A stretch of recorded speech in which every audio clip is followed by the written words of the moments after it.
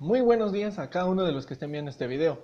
Como se habrán dado cuenta en el título de este video, estaremos tratando sobre el tema de la NIA 330, la cual trata sobre los procedimientos del auditor en respuesta a los riesgos evaluados. Antes de nada, comencemos con la presentación. Hola a todos, mi nombre es Lear Francisco Salinas Say. Actualmente resido en Aldea La Concordia, Totonicapán, en Guatemala, y además estoy estudiando la carrera de Contador Público y Auditor. Esto en la Universidad de San Carlos de Guatemala, en su centro universitario de Sololá. Y como parte de mi formación académica se me ha solicitado elaborar, en este caso, este material audiovisual tratando sobre las normas internacionales de auditoría. Bien sabemos que estas normas son muy imprescindibles en la labor del auditor y además de eso forma parte en este caso del curso de Auditoría 1. Sin más preámbulo, comencemos. Antes de entrar al tema en mención, iremos desglosando algunos términos, los cuales su comprensión individual nos serán de mucha utilidad y harán que el desarrollo de este tema sea más fácil y comprensible. Empecemos por el término norma. El término norma, según el diccionario de la Real Academia Española, significa regla sobre cómo se debe hacer o está establecido que se haga una tarea o alguna cosa.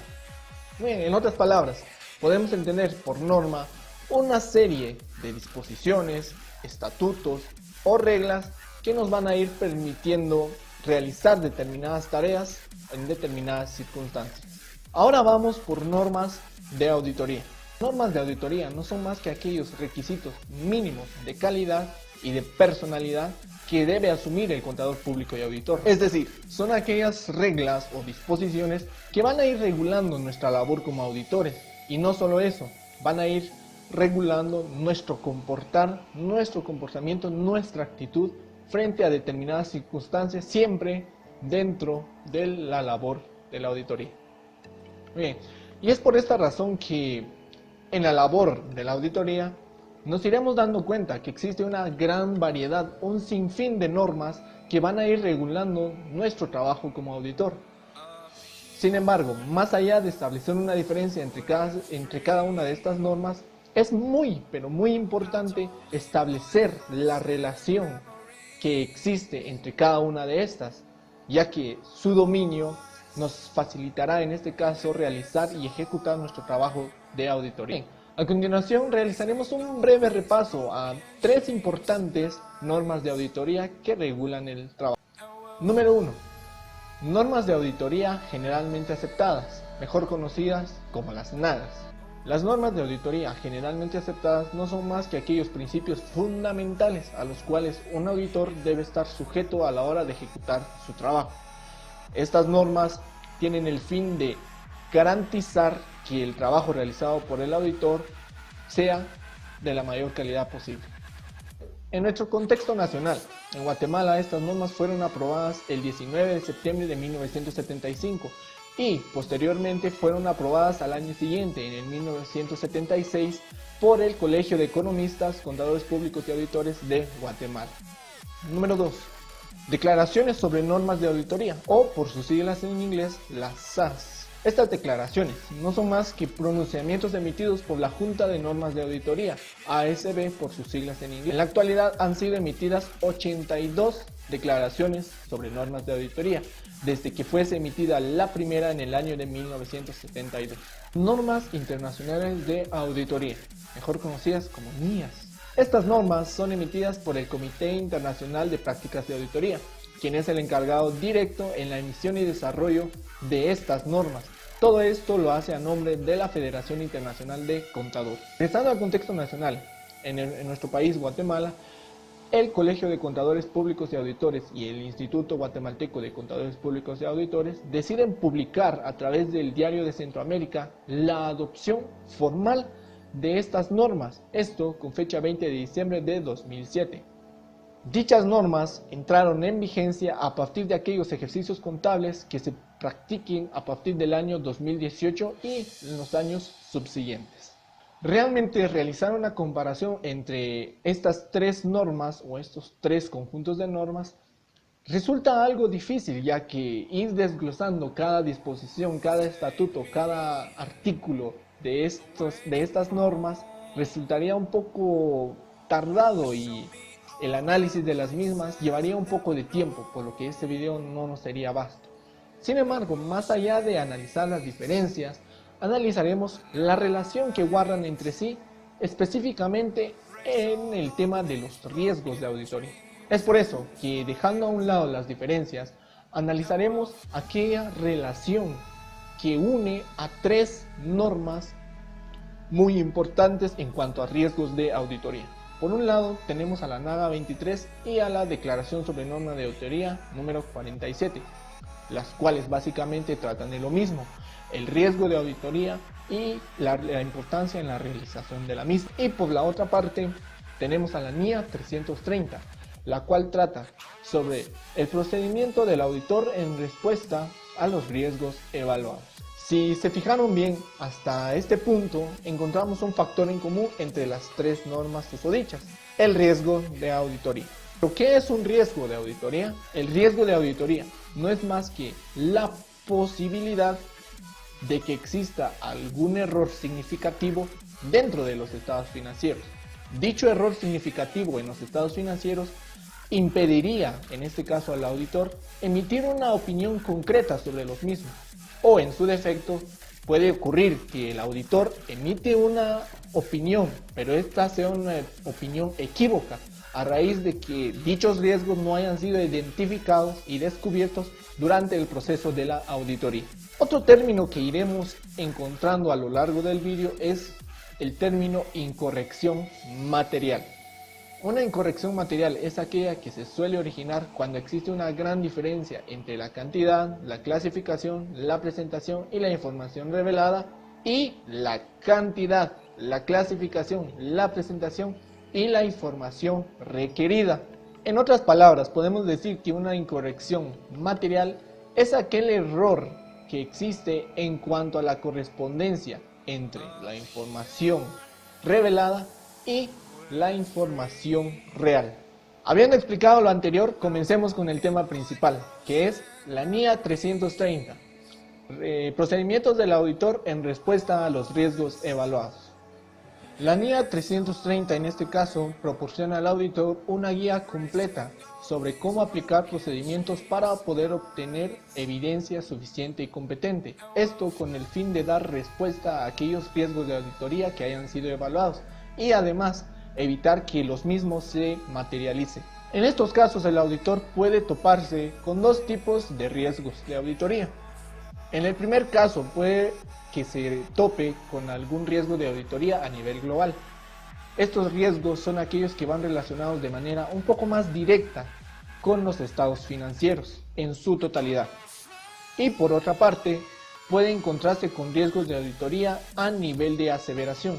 Estos riesgos son un poco más específicos, ya que van dirigidos a alguna transacción, algún saldo de cuenta o alguna operación un poco más específica dentro del estado financiero. Pero, ¿cuáles son las respuestas que debe dar el auditor? Primero, analicemos las respuestas sobre los riesgos de auditoría a nivel global. Cuando el auditor encuentre en su proceso de auditoría riesgos a nivel global, debe de diseñar e implementar un procedimiento de auditoría, el cual debe cumplir con las siguientes características. Número 1. Debe enfatizar en su equipo de auditoría la necesidad de mantener el escepticismo profesional. En cuanto al escepticismo profesional se refiere, en estos casos el equipo de auditoría siempre debe tener en cuenta que la duda en estos casos juega un papel muy importante.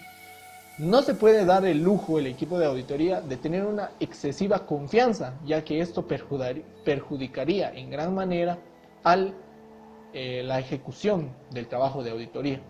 En estos casos, lo más importante es que el procedimiento de auditoría siempre vaya acompañado por un elemento muy importante, que es la imprevisibilidad, ya que esto permitirá que en algún dado caso surja algún riesgo inesperado, el procedimiento de auditoría pueda dar respuesta a este imprevisto.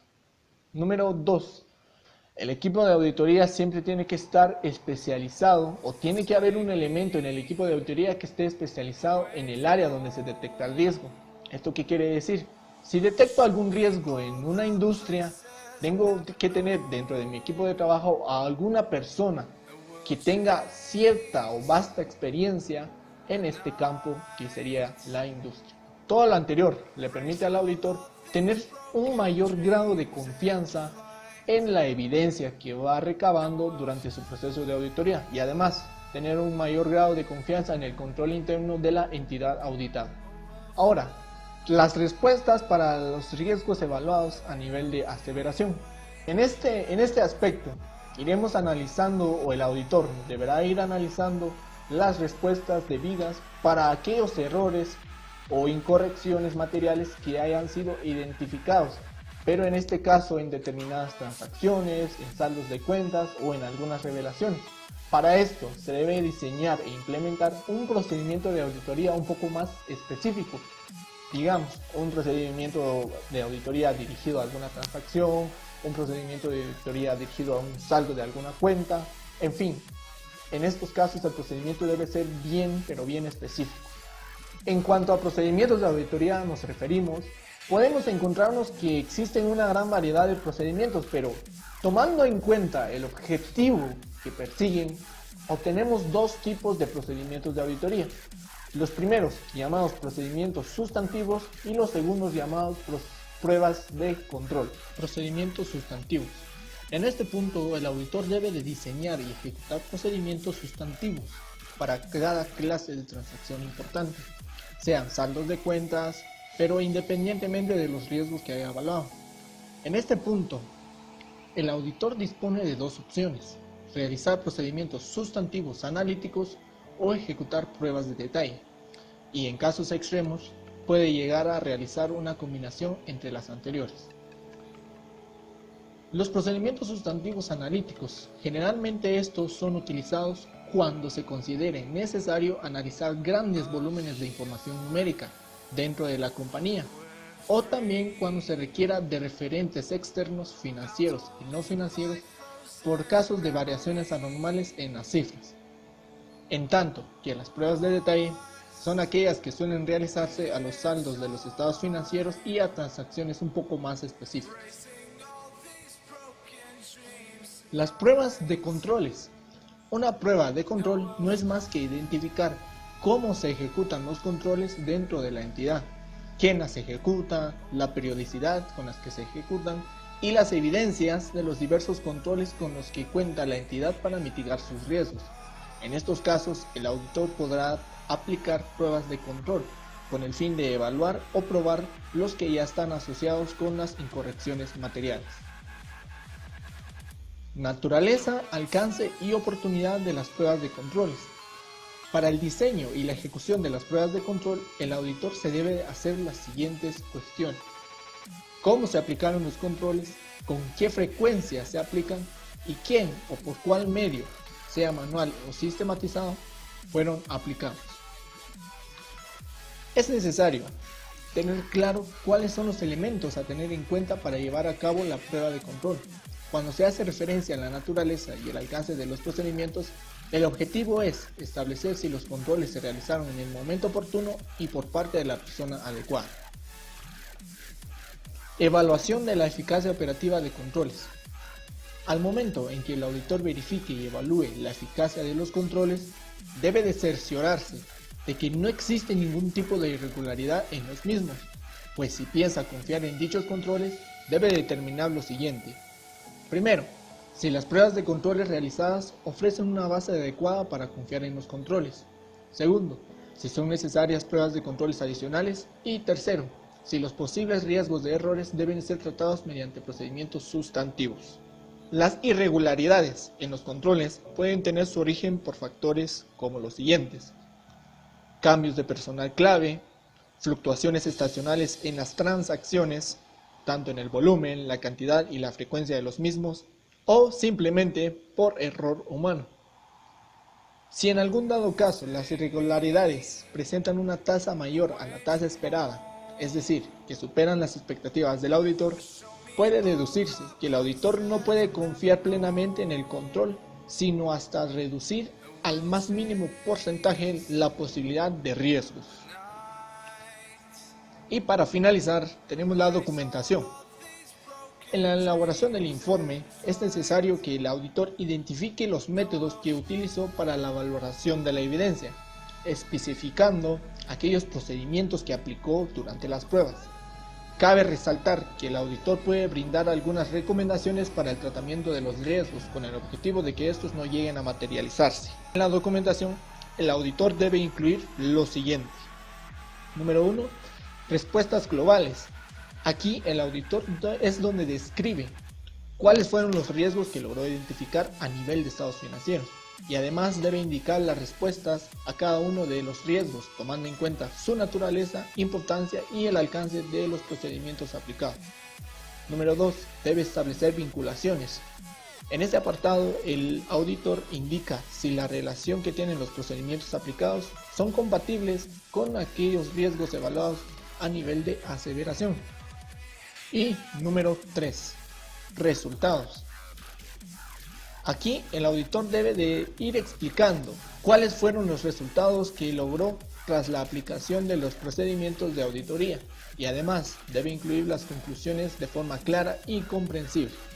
Por último, pero no menos importante, el auditor deberá incluir en la documentación las conclusiones sobre la confiabilidad en la eficacia operativa de los controles encargados de mitigar la materialización de incorrecciones materiales. Pero, ¿qué relación existe entre la NIA 330 con la NAGA 23 y la Declaración 47? Muy bien, prácticamente la NIA 23 y la SAS 47 comparten el mismo objetivo, que es la determinación del riesgo de auditoría y la importancia en la realización de la misma. Ambas normas proveen una guía, al igual que la NIA 330, y permiten al auditor realizar las consideraciones necesarias en cuanto a los riesgos y la materialidad al momento de planear y ejecutar una auditoría sobre los estados financieros. Además, proporcionan los procedimientos que el auditor debe ejecutar para asegurarse de emitir una opinión sobre los estados financieros libre de riesgos. En este punto no debe caber la duda de que si los estados financieros son o no conformes a las normas aplicables, ya que el auditor debe de estar seguro de su opinión. Y para ello, la aplicación correcta de los procedimientos de auditoría garantizan la mitigación de irregularidades en los estados financieros. Y nada más, espero que este material les haya gustado, les haya servido, que les pueda ser de gran utilidad, en especial a aquellos estudiosos de la contaduría pública y la auditoría. Recordemos que las normas internacionales de auditoría son una serie de estatutos muy importantes para nuestra labor, ya que nos proporciona la guía para aplicación de procedimientos, pero más allá de eso también regula nuestro comportamiento como por lo tanto dominarlas es imprescindible para el profesional de la contaduría pública y la auditoría. Bueno, y no me queda más que desearles un fantástico día y espero que nos volvamos a ver pronto en un nuevo video.